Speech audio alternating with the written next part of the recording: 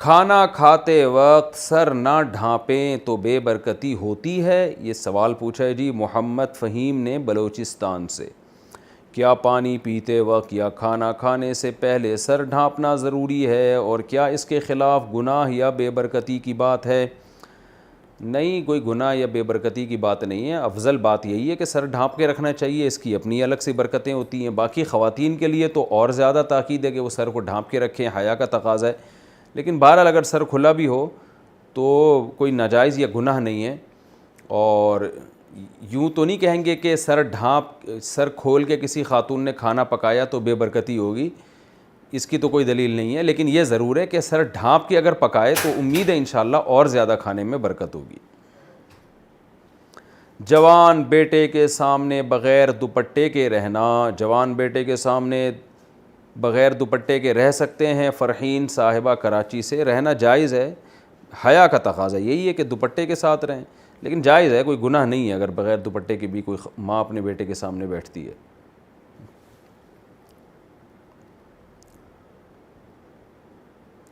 Internet پر نکاح کا طریقہ، لڑکا پاکستان میں ہے اور لڑکی انگلینڈ میں، لڑکی اسلام قبول کر چکی ہے، دونوں نکاح کرنا چاہتے ہیں، کیا ٹیلی فون یا انٹرنیٹ پر نکاح ہو سکتا ہے؟ طریقہ بتا دیں۔ عبدالباسط صاحب ایبٹ آباد سے۔ عبدالباسط بھائی آپ ایبٹ آباد میں جائیں، وہاں جا کے آپ کسی مولانا صاحب سے رابطہ کریں۔ بہتر یہی ہے کہ علماء سے نکاح پڑھایا جائے، نہیں تو کسی بھی نیک آدمی سے پڑھوا لیں۔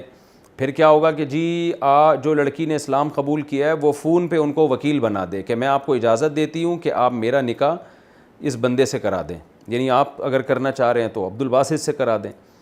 تو اب عبدالباسط صاحب کی اہلیہ کہیں غصے نہ ہو جائیں، تو عبدالباسط بھائی آپ کے علاوہ کسی اور سے کرا دیں آپ۔ تو جس سے بھی وہ خاتون نکاح کرنا چاہ رہی ہے انگلینڈ میں، وہ ان قاضی صاحب کو اپنا نام، اپنا مکمل تعارف کروائے اور کہے کہ میں آپ کو اجازت دیتی ہوں، بلکہ قاضی صاحب اس سے پوچھیں کہ محترمہ میں آپ کا نکاح اتنے مہر میں فلاں فلاں بندے سے کرا رہا ہوں جو میرے ساتھ بیٹھا ہوا ہے، آپ کی طرف سے پرمیشن ہے؟ وہ کہے ہاں جی میری طرف سے پرمیشن ہے۔ پھر قاضی صاحب ایبٹ آباد میں 2 گواہ ہوں، ان گواہوں کی موجودگی میں اس لڑکے سے کہیں خطبہ نکاح پڑھ لیں، مسنون خطبہ، اس کے بعد اس لڑکے سے کہیں جو فلاں فلاں خاتون ہیں جن کا یہ نام ہے، جن کے ابا کا یہ نام ہے، گواہوں کو پتہ چل جائے اچھی طریقے سے کہ کس خاتون کا نکاح ہو رہا ہے، تو ان کو کہیں کہ میں نے اس خاتون کا نکاح اتنے مہر میں آپ سے کرا دیا، آپ کو قبول ہے؟ دولہا فوراً کہہ دے جی مجھے قبول ہے، تو نکاح ہو جائے گا گواہوں کی موجودگی میں، یعنی جہاں ایجاب و قبول ہو رہا ہے وہاں گواہ ہونے چاہیے، اس طریقے سے نکاح ہو جائے گا جی آپ کا۔